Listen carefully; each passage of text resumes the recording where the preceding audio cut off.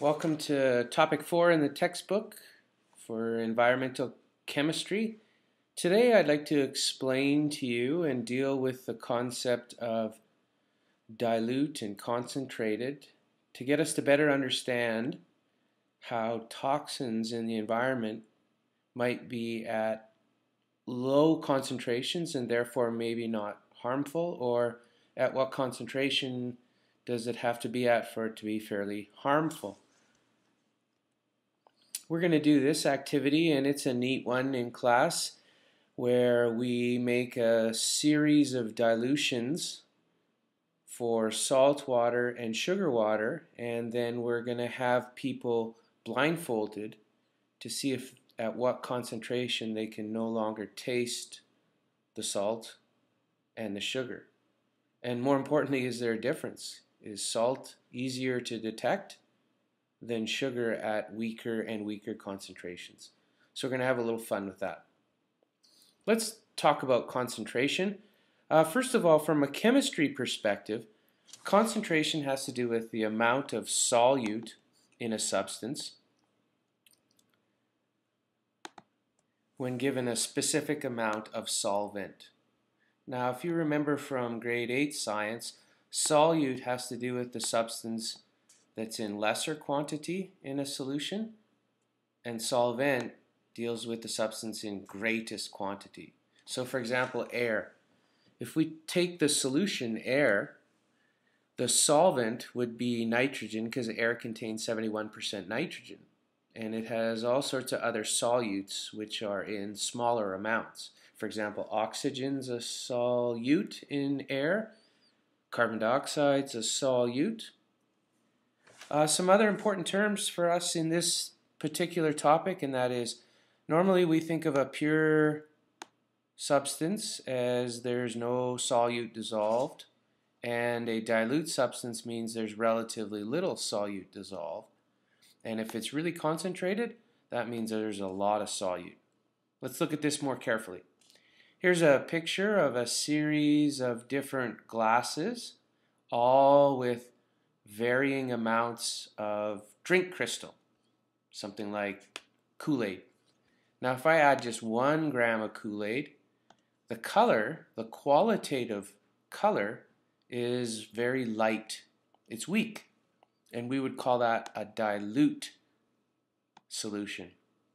However, if I keep adding more and more and more drink crystal to the point where we have 20 grams, now we might say that this drink mix, this solution, is concentrated. Here's another way to look at concentration. So you could say, you could make juice from juice crystals, and you could say, wow, that's strong, and strong means concentrated, and that would be a qualitative observation. But if we wanted to quantify it, we would have to use numbers. And so to quantify it, we would have to give the amounts of solute per solvent.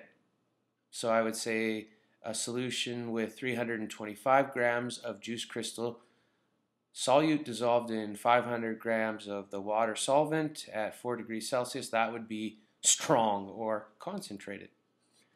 When dealing with concentration, we often use solubility curves. And so solubility curves help us tell how much the solution can hold of solute at a different temperature or at varying temperatures.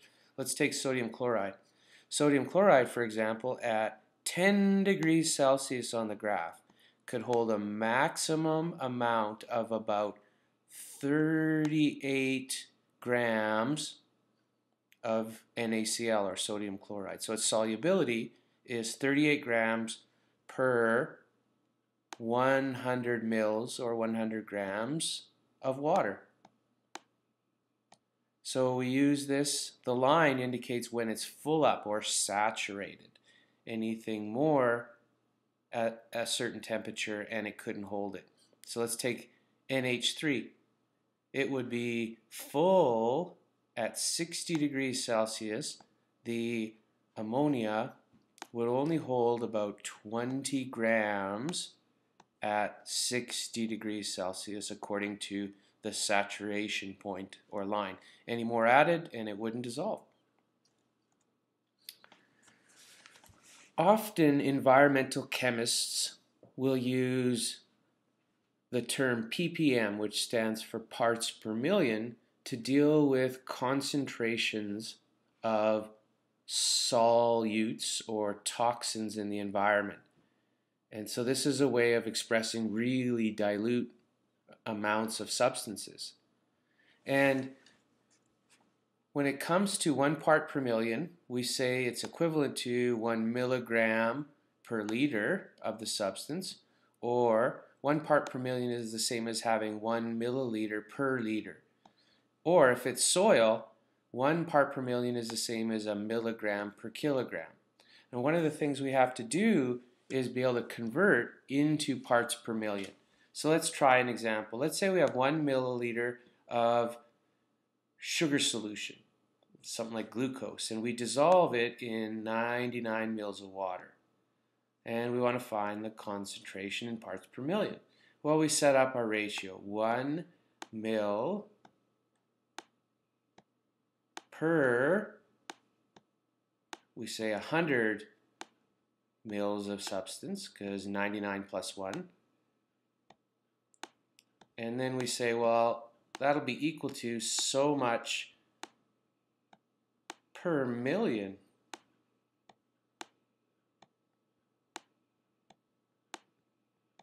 And because these are equivalent fractions, we should be able to solve for the question mark. So what did we have to do from here mathematically to here? We had to times the 100 by 10,000.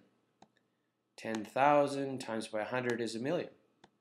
So whatever I do to the bottom, if they're equivalent fractions, I must do to the top. So I times this by 10,000, and so this would be 10,000 ppm. 10,000 ppm would be the answer. That's pretty strong. Let's try another one where we have to convert something to parts per million. Let's say I have 0.008 mils of chlorine and I dissolve that in 1 liter or 1,000 milliliters of water. What would that be in parts per million? Here I set up my initial ratio, 0.008 over 1,000, and I say, well, what would that equal if it was out of a million? So much out of a million. Again, whatever I do to the bottom, I must do to the top, and so here it is. I times by 1,000 to get to a million, so 1,000 times 1,000, so I times the top by 1,000. 1, 2, 3. So that means moving it 1, 2, 3 decimal places. And so my answer would be 8.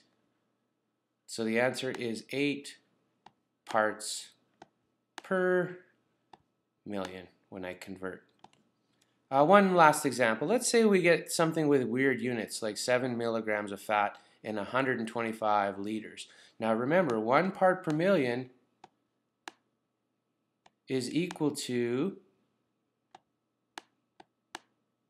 so many milligrams per 1 liter. So if we know that, then we just need to convert 7 milligrams out of 125 liters. What would that be out of 1 liter?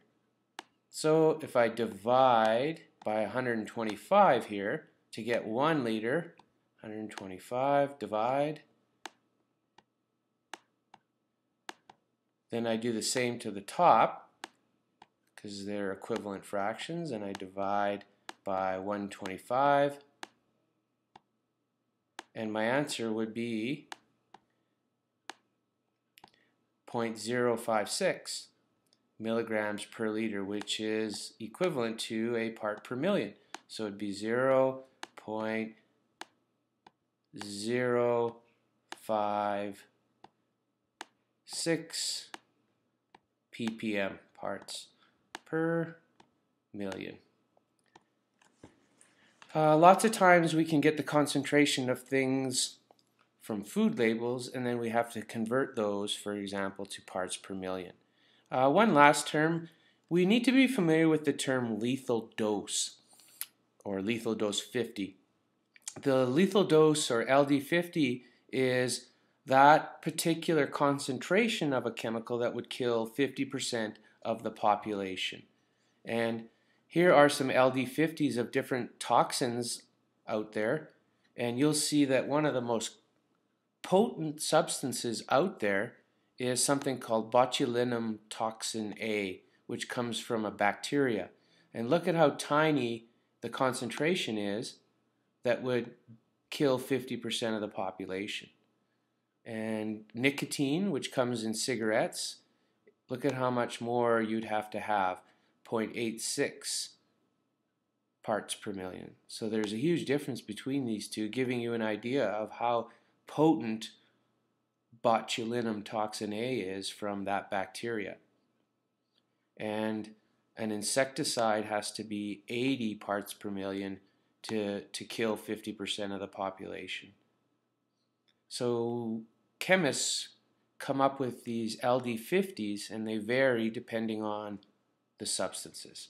So that's a brief overview of topic 4 in our textbook, and hopefully that helps you understand what goes on.